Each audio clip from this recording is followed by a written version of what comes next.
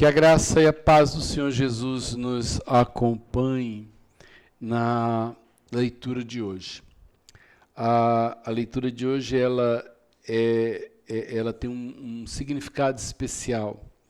Nós vamos ler a última epístola escrita por Paulo, uma reviravolta na vida dele, súbita, né? Paulo vai parar em Roma, depois de 4 anos preso, provavelmente foi julgado e considerado inocente. Ele sai da prisão, provavelmente em 64, e aí no incêndio de Roma, provavelmente causado por Nero, segundo dizem,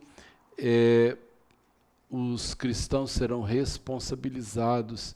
E Paulo estava, provavelmente, em Roma, ou tinha saído há pouco, né, de Roma, e ele será preso, provavelmente, ou ali no sul da Grécia, ou em Nicópolis, ali, e será mandado de volta para Roma.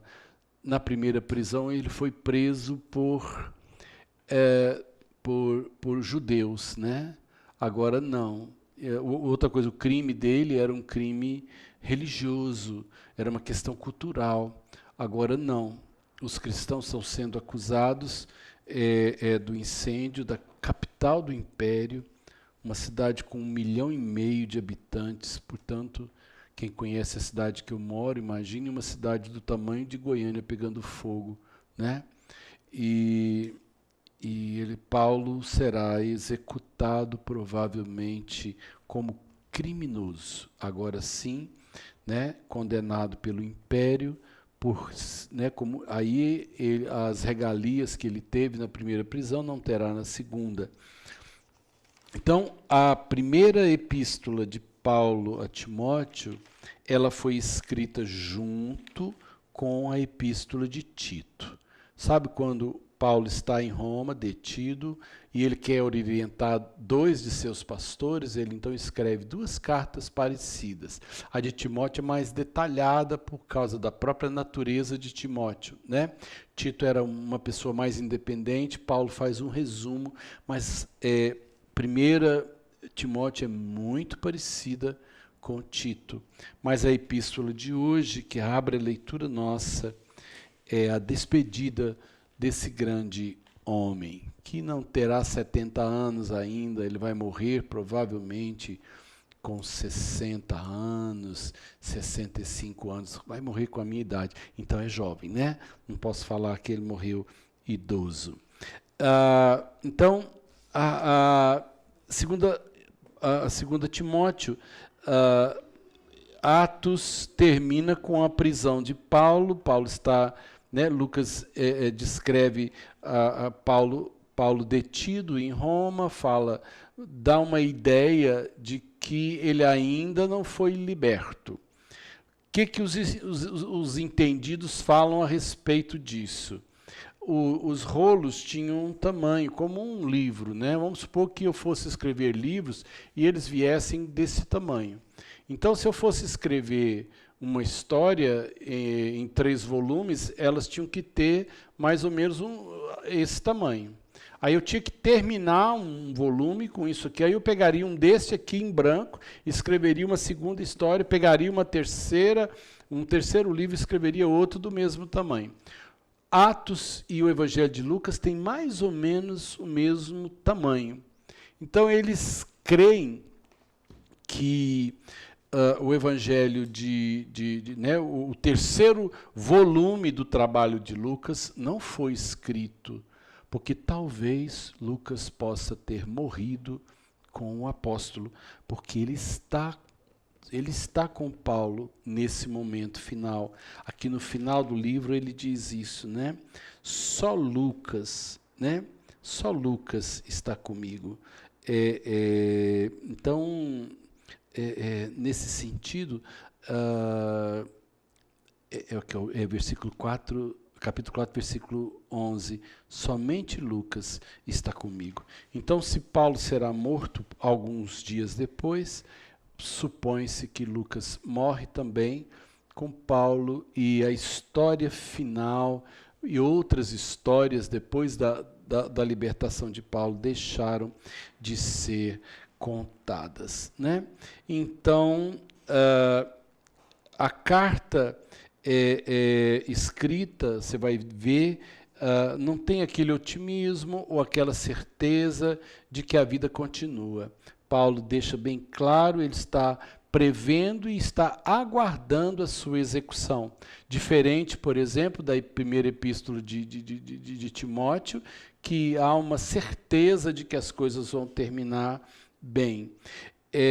Na verdade, o ano de 64, né, depois de Cristo, e o dia é 18 de julho, à noite, Roma é incendiada. E o incêndio durou 6 dias.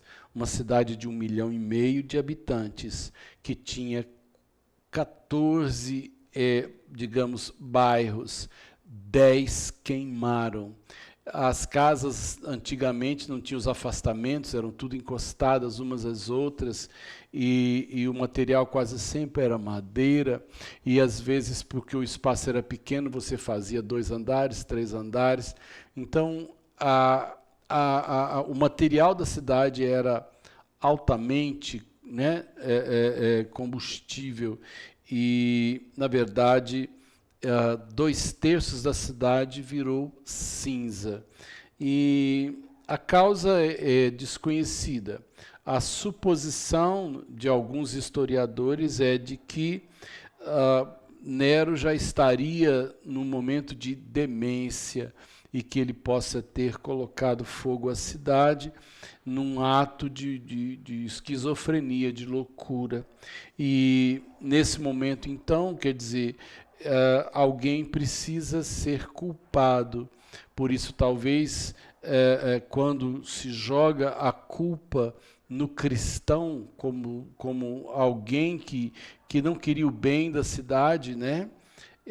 Entende-se a fúria com que os cristãos foram atingidos. Então, do ano 64, quando começa a perseguição, até o ano 311, os cristãos foram perseguidos. Algumas vezes um imperador era mais ameno, outras vezes não era o imperador, mas eram províncias, lugares que perseguiam mais do que outros.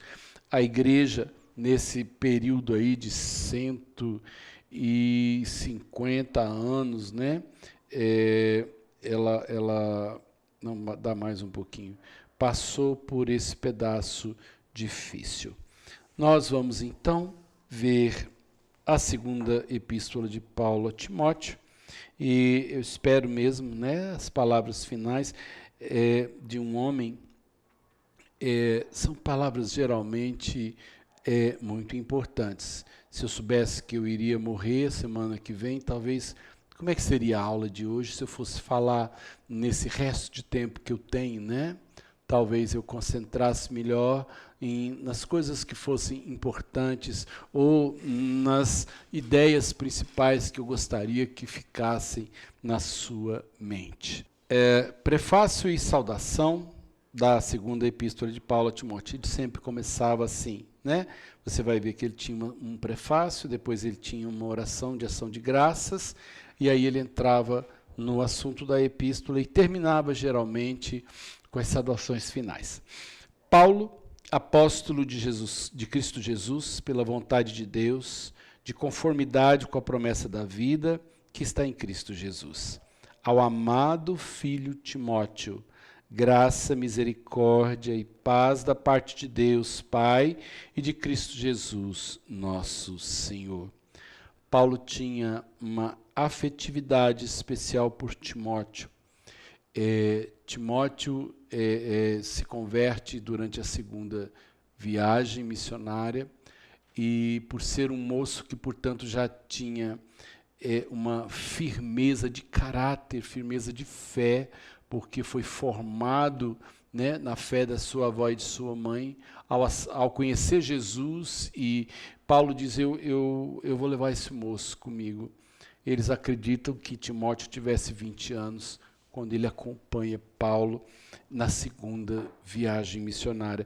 No mesmo período, provavelmente, quando Paulo passa em Filipos, ele deve converter Lucas, capítulo 16. Aí ele, fugindo de Filipos, depois de ser livre da prisão, ele passa em Derbe e Listra. Em Listra ele conhece Timóteo. Então, é interessante essa maneira com que Deus vai adicionando pessoas na vida da gente. Assim também, nos dias de hoje, não mudou o jeito de Deus agir. Meu pastorado é assim. Deus vai colocando pessoas. Nem sempre são pessoas que andam 24 horas comigo. São pessoas que Deus usa na minha vida. São pessoas que abençoam o meu caminho, que abrem portas. Pessoas que chegam por uma razão e Deus, de alguma forma, as usa.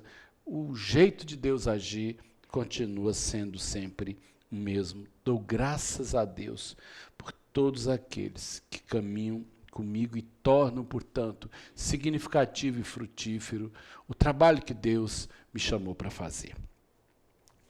Dou graças a Deus, a quem desde os meus antepassados sirvo com consciência pura, porque sem cessar me lembro de ti nas minhas orações noite e dia. Lembrado das tuas lágrimas, estou ansioso por ver-te, para que eu transborde de alegria, pela recordação que guardo de tua fé sem fingimento, a mesma que primeira habitou em sua avó Loide e em tua mãe Eunice. E estou certo de que também em ti. A crença é que Loide e Eunice foram convertidas na primeira viagem de Paulo, quando ele passa novamente pelo circuito, ele reencontra elas e Timóteo já foi forjado também nessa fé, né? Versículo 6. Por esta razão, pois, te admoesto que reavives o dom de Deus que há em ti pela imposição das minhas mãos. Reavivar significa que a fé precisa permanentemente desse cuidado, né? É comum, às vezes, depois de 10 anos de batismo, 5 anos de batismo, depois da gente passar por um período muito fértil, muito frutífero, a gente começa a desacelerar, a gente começa a se decepcionar com algumas pessoas, alguma coisa com a instituição. Por isso que tem que, de tempos em tempos, a gente precisa reavivar, como antigamente se fazia isso com o fogo a lenha, né? Você coloca lá os pauzinhos e o fogo pega, aí ele fica bom, mas o fogo vai consumindo, ali a pouco você tem que voltar a mexer os paus de lenha ou colocar uma madeira nova para manter o fogo. A fé não é diferente. Paulo diz o seguinte: reavive o dom de Deus que está em você pela imposição das minhas mãos. Portanto, o batismo com o Espírito Santo na vida de Timóteo vem por Paulo. Paulo passa para ele essa presença do Espírito Santo e os dons que Timóteo, portanto, será portador. Versículo 7. Porque Deus não nos tem dado espírito de covardia, mas de poder, de amor e moderação, né?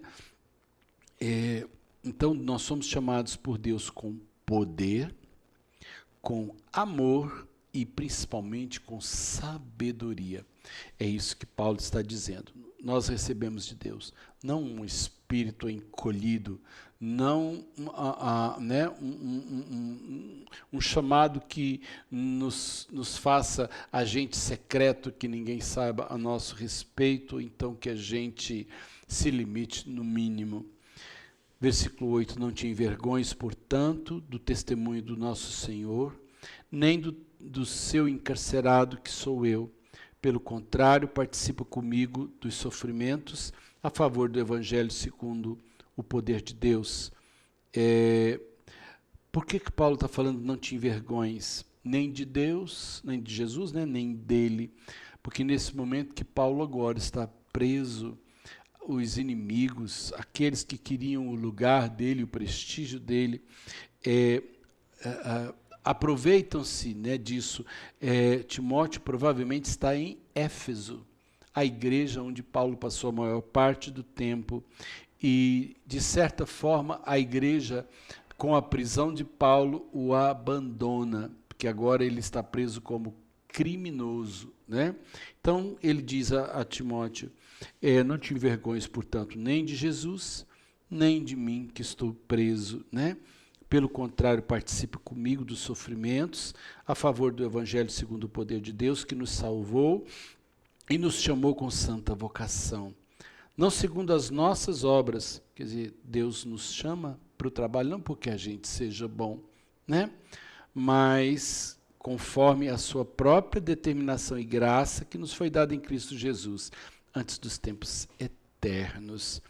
Então ele está dizendo que a gente foi chamado por Deus para sermos ministros dessa graça, não porque a gente é bom, mas porque Deus escolheu mesmo alguns, né, para serem semeadores, como ele escolheu Abraão, para que nele fossem benditas todas as famílias da terra. E é manifesta agora pelo aparecimento do nosso Senhor Jesus Cristo, o qual não só destruiu a morte, como trouxe à luz a vida e a imortalidade mediante o Evangelho, para o qual fui designado pregador, apóstolo e mestre. O versículo 10, para mim, tem um significado muito importante, porque Paulo vai falar no final da primeira epístola dele, né? Quando ele fala que em Jesus é o único, lembre-se que eu comentei no encontro passado, 1 Timóteo, capítulo 5, capítulo 6, versículo 16, ele diz, o único que possui a imortalidade, que habita em luz inacessível, quem homem algum jamais viu, nem é capaz de ver. A ele poder, honra, eterno. Amém. Agora ele diz assim, no versículo 10 da segunda epístola, é manifesta agora pelo aparecimento do nosso Senhor Jesus Cristo, o qual não só destruiu a morte, portanto, cessa, ele aniquila essa fase, né, de que a vida é nascer, crescer, reproduzir e morrer. Ele diz, como trouxe à luz a vida e a imortalidade. A imortalidade existirá a partir de Jesus. Ninguém é imortal se não tiver Jesus, né?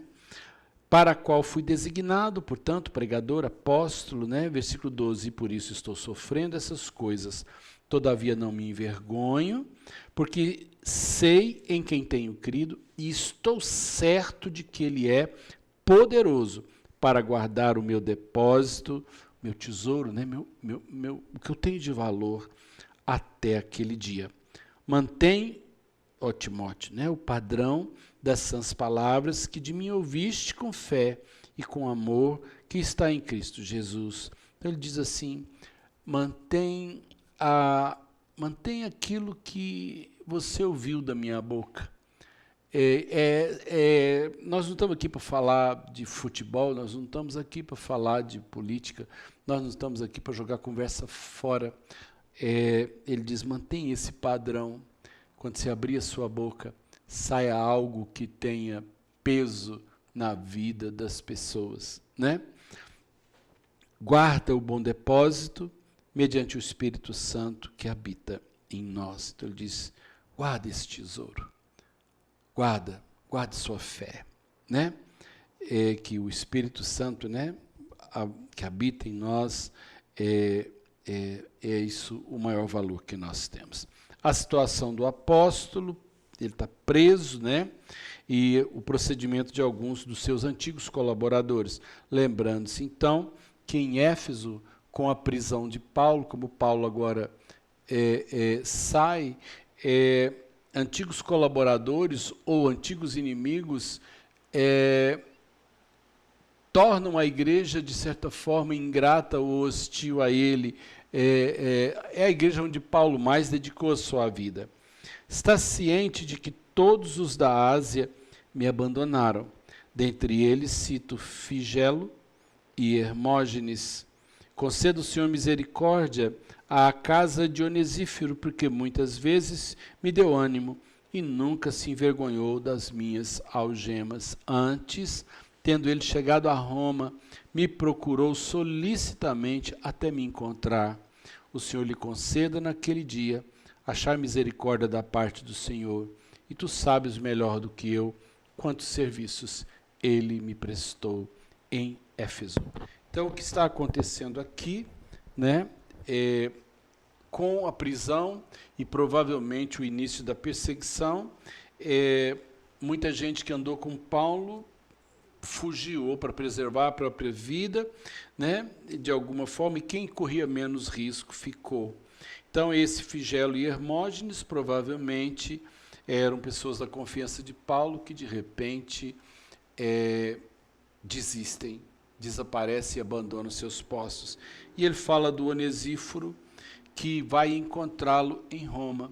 Então, provavelmente, Paulo estando preso, Onesíforo, que era de Éfeso, vai a Roma, provavelmente levando alguma ajuda. Ele diz, e ele me procurou. Quando diz solicitamente, quer dizer, foi trabalhoso, mas ele me achou até me encontrar, né? Então, talvez o Onesíforo tenha corrido risco, porque se Paulo estava preso como criminoso, ele também poderia ser incriminado.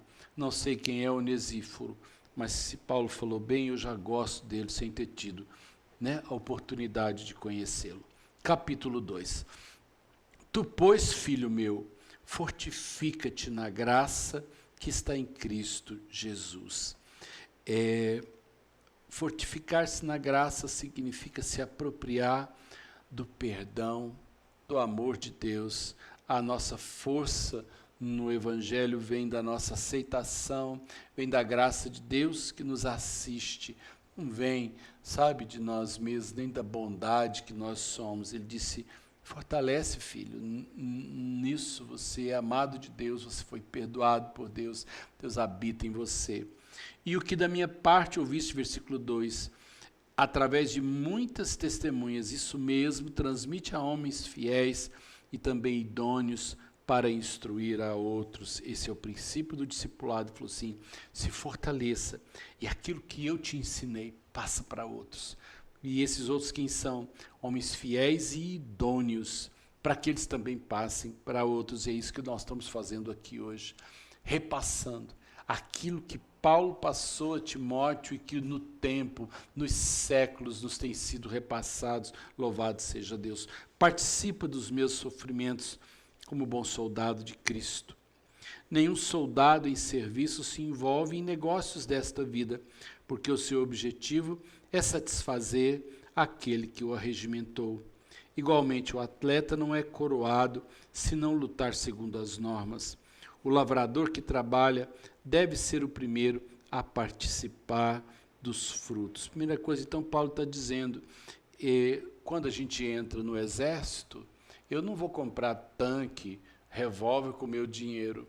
Eu estou na batalha, eu vou oferecer minha vida e meu esforço, mas o governo ou o rei é ele que me capacita. Então, Paulo está dizendo que, né, Timóteo não deveria desviar o seu foco do reino, porque isso acontece muitas vezes quando o obreiro não tem como se sustentar, aí ele arruma um emprego, e aí acaba muitas vezes que o trabalho engole, né, o tempo e a disponibilidade, né, daquele que Deus chamou para fazer um trabalho. Então, Paulo, que sempre evitou receber salário, ele está dizendo aqui, concentra no seu chamado.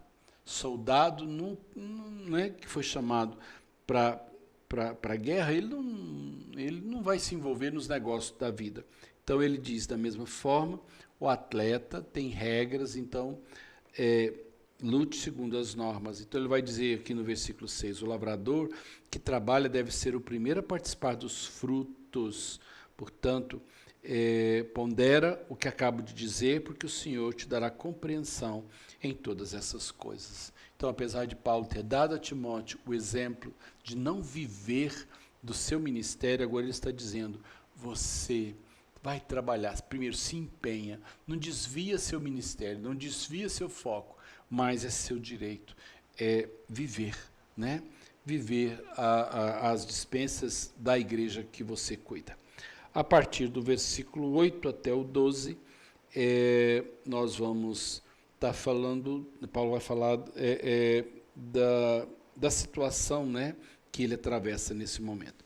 Lembra-te de Jesus Cristo, ressuscitado de entre os mortos, descendente de Davi segundo o meu evangelho, pelo qual estou sofrendo até algemas como malfeitor. Contudo, a palavra de Deus não está algemada. Por esta razão, tudo suporto, por causa dos eleitos, para que também eles obtenham a salvação que está em Cristo Jesus, com eterna glória. Então, Paulo reafirma isso. Eu abri mão da minha vida por Jesus, porque Jesus vale a pena. Eu já achei, mas eu estou aqui quase morto por causa do Evangelho. Eu podia ter simplesmente sumido e ninguém me acharia, mas sabe de uma coisa?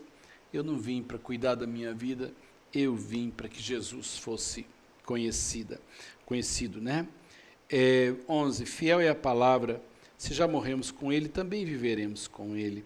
Se perseveramos, também com ele reinaremos. Se o negamos, ele, por sua vez, nos negará.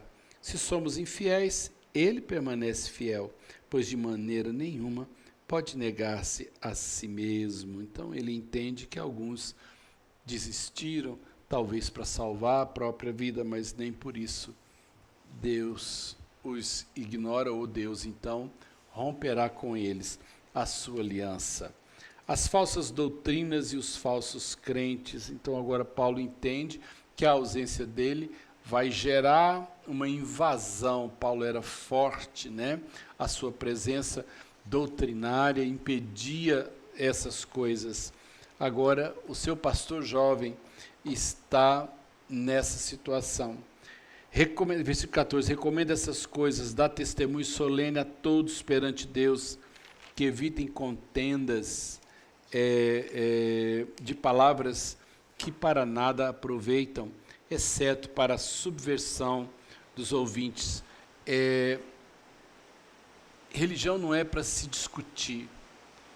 Quando a gente resolve discutir religião, na verdade, nós dividimos as pessoas.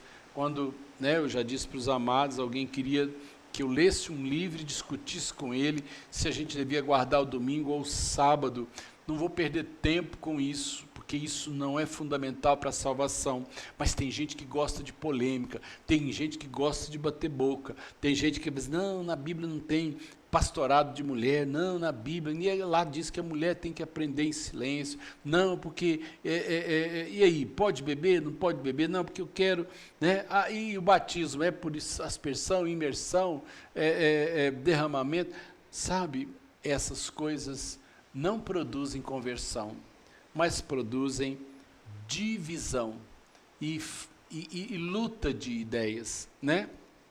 Versículo 15, procura apresentar-te a Deus aprovado, como obreiro que não tem de que se envergonhar, que maneja bem a palavra da verdade.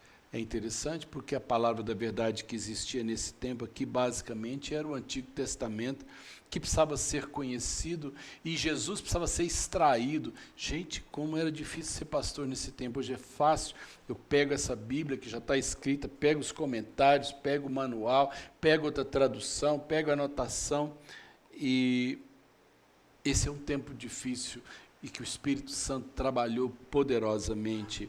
Versículo 16, evita igualmente os falatórios inúteis e profanos, pois os que deles usam passarão a iniquidade ainda maior. Há um cuidado mesmo para que Timóteo não entrasse no jogo de gastar seu tempo com conversa inútil, né?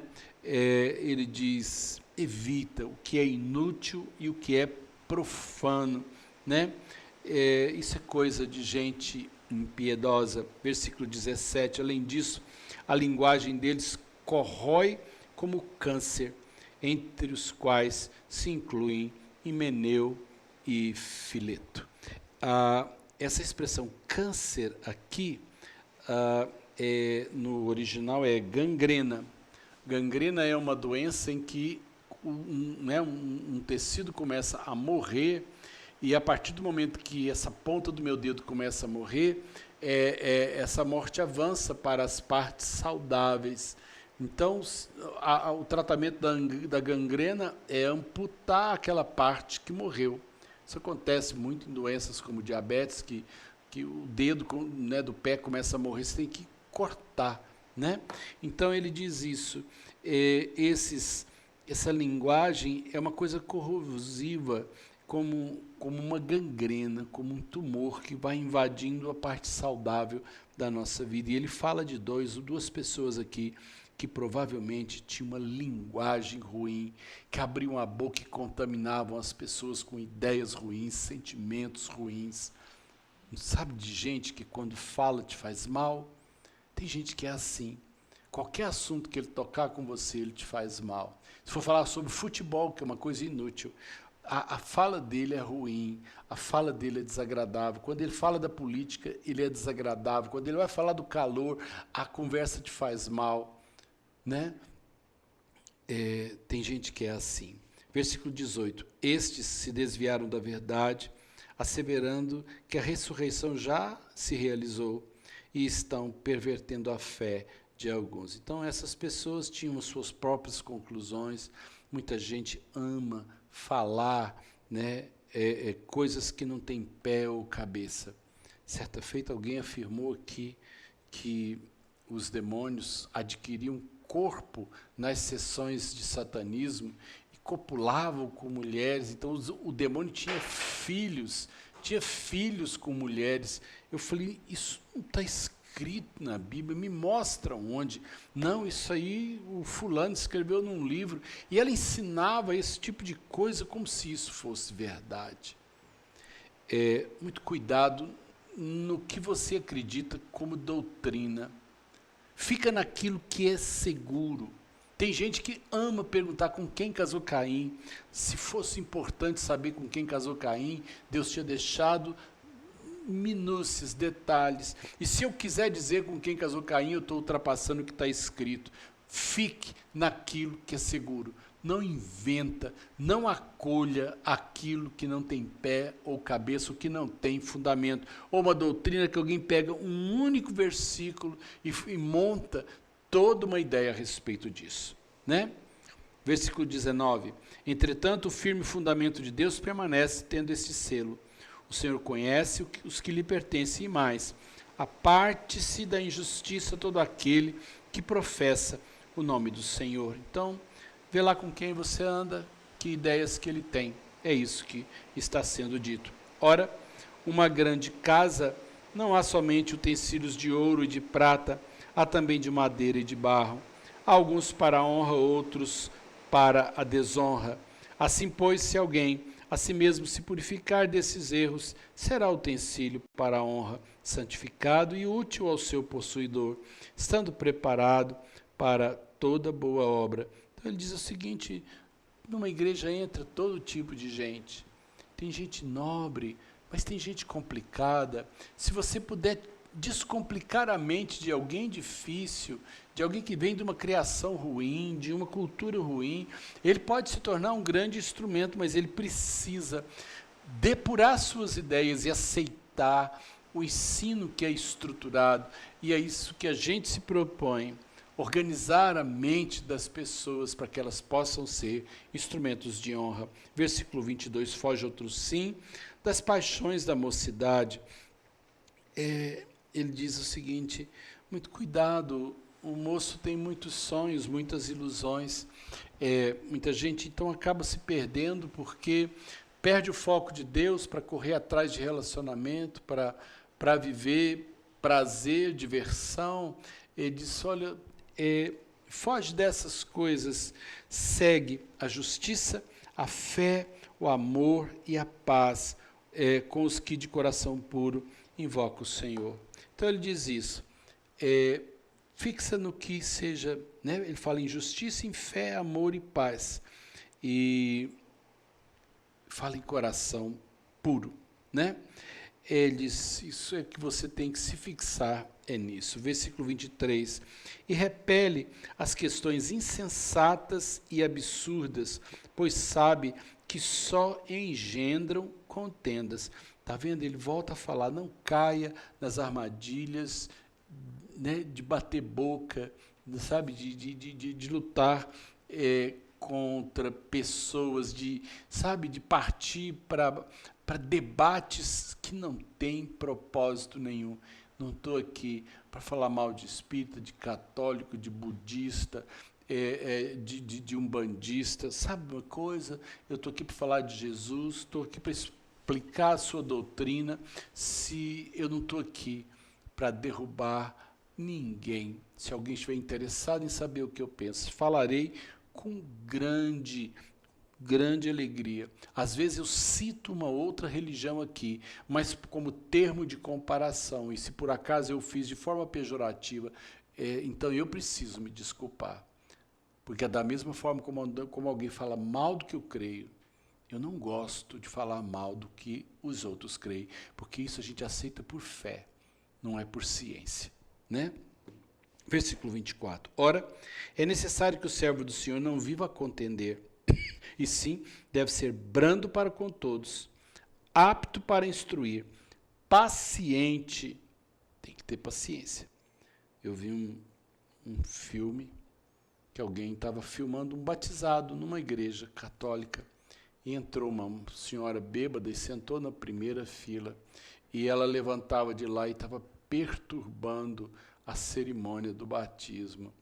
E há um determinado momento que ela se levanta e entra no meio das pessoas, e o padre perdeu a paciência com ela, né? O padre perdeu a paciência com ela. A gente não pode perder a paciência.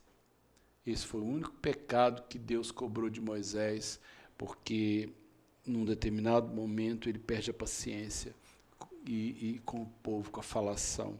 Eu sei que fui chamado para um trabalho que não é fácil, mas se eu não tiver paciência, eu me perco.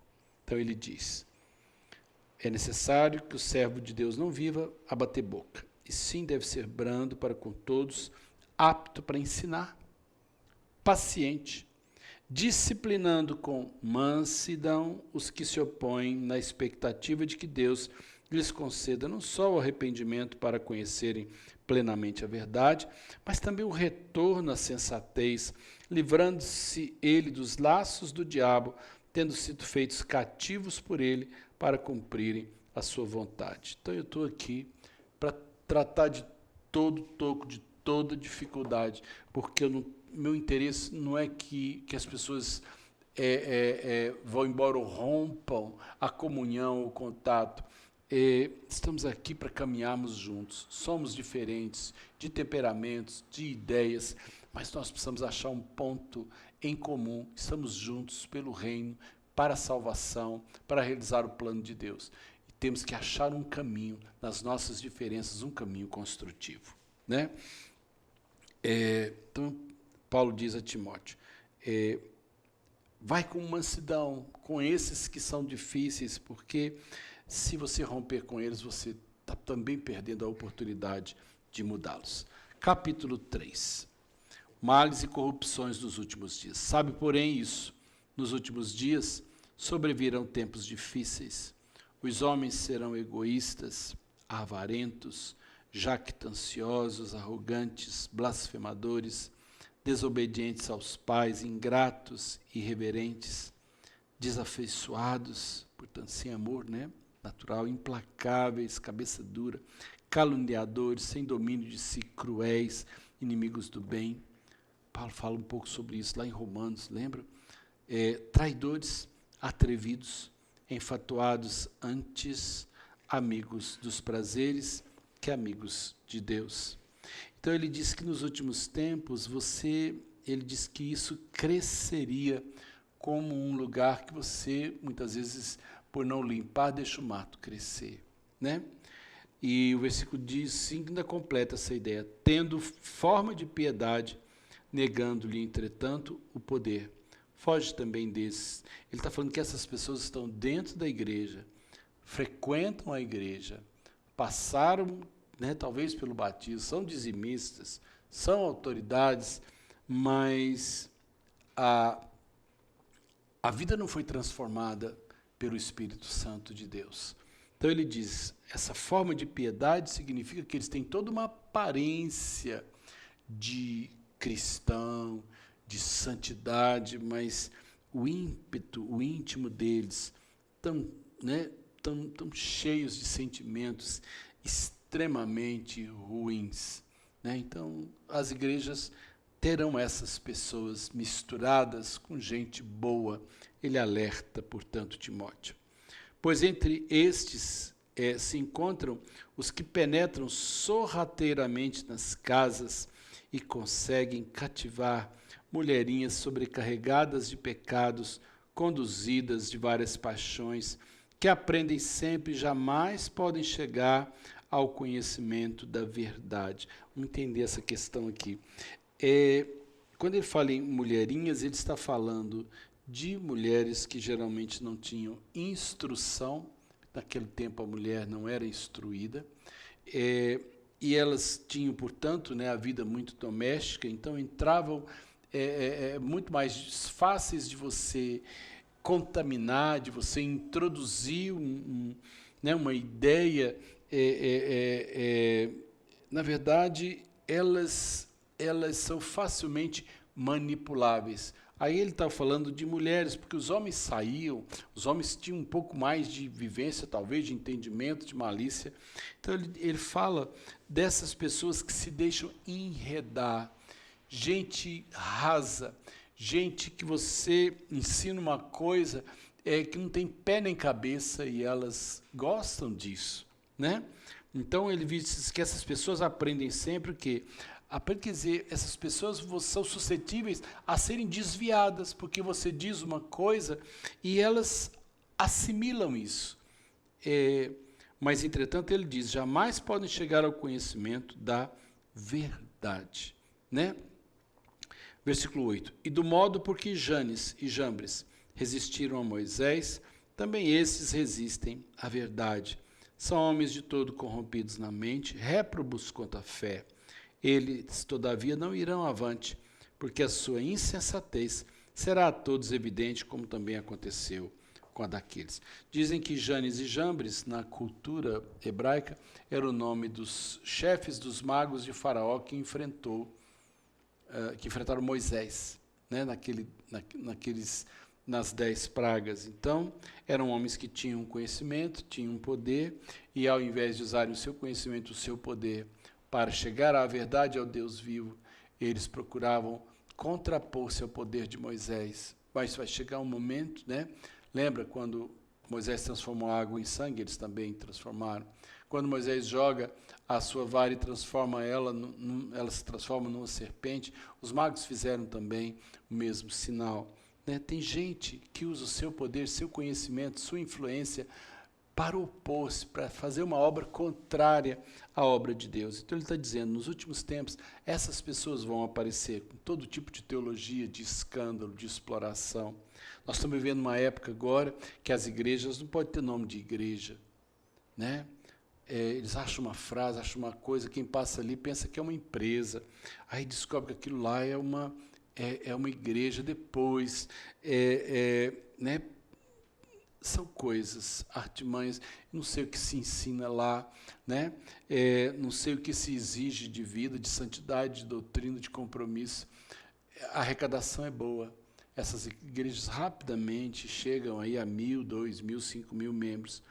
Não foi para isso que nós somos chamados. Muito cuidado. Paulo vai dizer, nos últimos dias, essas pessoas que parecem, têm forma de piedade, mas não são, elas vão ser, né? Você vai ver que o íntimo delas é ruim, ainda que a aparência seja boa.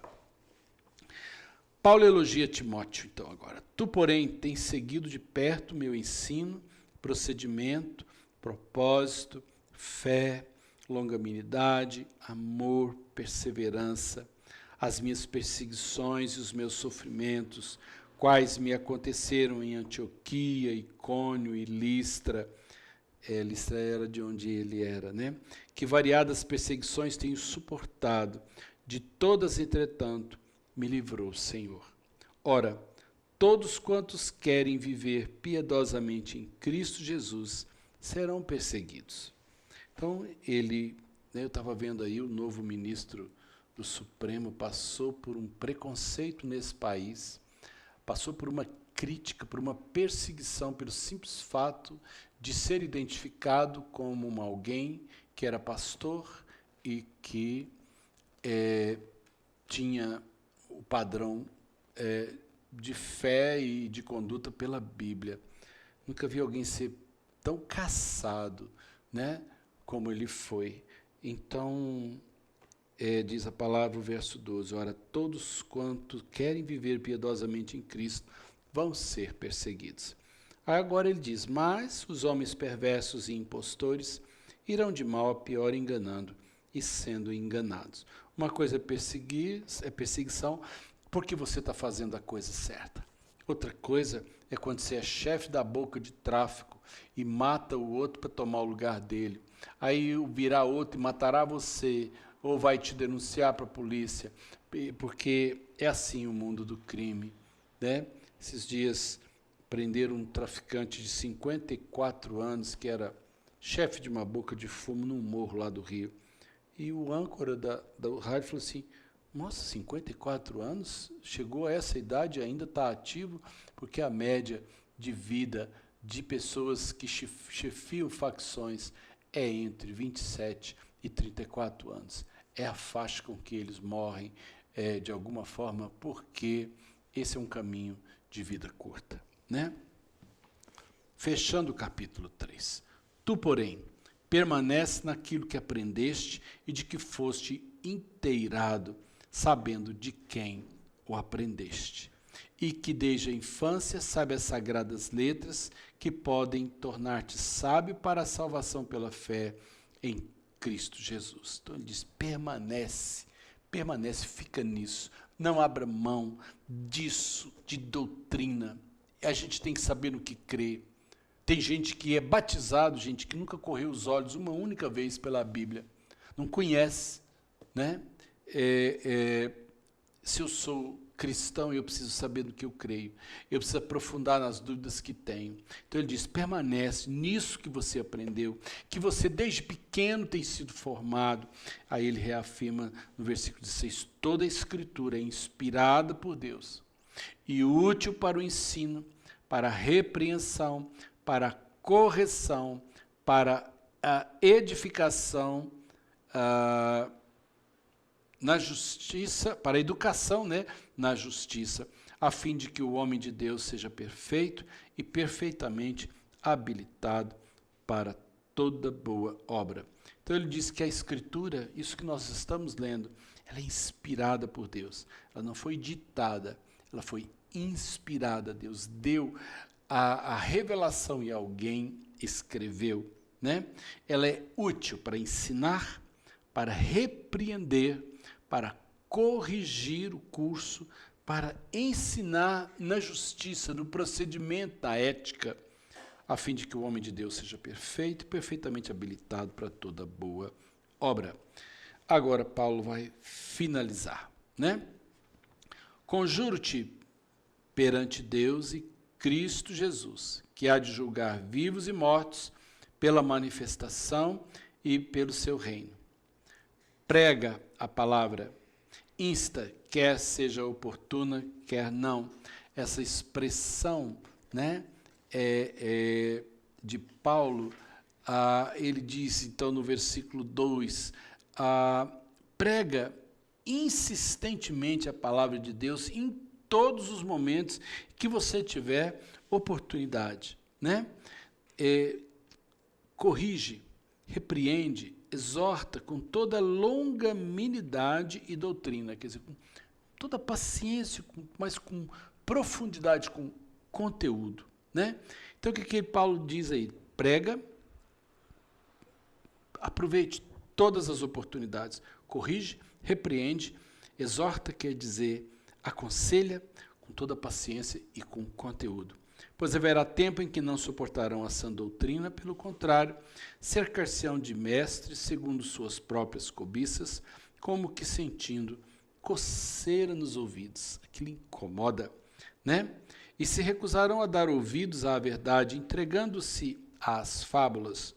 Tu, porém, sê sóbrio em todas as coisas, suporta as aflições, faze o trabalho de evangelista, cumpre cabalmente, por completo, o teu ministério. Agora, Paulo vai falar um pouco do seu momento pessoal, né? Quanto a mim, estou sendo já oferecido por libação e o tempo de minha partida é chegado. Aqui sugere, portanto, libação era a morte de um animal sacrificialmente. Quer dizer, ele sabe que será morto, né? Então, ele tem consciência que em outras cartas ele está otimista, agora não. Versículo 7. Combati o bom combate, completei a carreira e guardei a fé. Ele está usando os 3 verbos no passado. A minha vida, não sei quantos dias mais eu vou viver, mas a minha vida teve sentido porque eu fiz. Eu usei ela no que valeu a pena. Completei minha carreira significa o que eu tinha para fazer. Eu fiz porque se Deus faz permitir minha morte, é porque eu fechei o que eu precisava fazer. E guardei de tudo isso a minha fé, né? Já agora, a coroa da justiça me está guardada, a qual o Senhor reto, juiz, me dará naquele dia. Agora ele volta ao futuro, tá vendo? E não somente a mim, mas também a todos quantos amam a sua vinda. Agora ele faz um apelo a Timóteo. Timóteo está em Éfeso, na Ásia Menor, ele está provavelmente detido em Roma, né? Ele fala lá no capítulo 1. Procura vir ter comigo depressa. Por que depressa? Porque talvez, a gente não sabe, por exemplo, se Timóteo conseguiu ver Paulo. Não era rápido uma viagem como hoje de avião. Então Paulo está dizendo, vem depressa porque a coisa está difícil. Versículo 10. Porque Demas, tendo amado o presente século, me abandonou e se foi para a Tessalônica. Demas é citado em outras epístolas, dizendo assim, né, vos saúda também Silvano, Demas, quer dizer, Demas andou com Paulo e de repente ele diz assim, amou o presente século, significa que ele desistiu. Demas que andou com ele, falou assim, ele, como diz a juventude, vazou, né? Crescente foi para a Galácia, Tito para a Dalmácia. Dalmácia é um país que está do outro lado do mar Adriático, né? Onde hoje é Croácia, Montenegro, Sérvia, né? A antiga Iugoslávia. O Tito foi mandado para lá. Então ele está evangelizando acima da Grécia.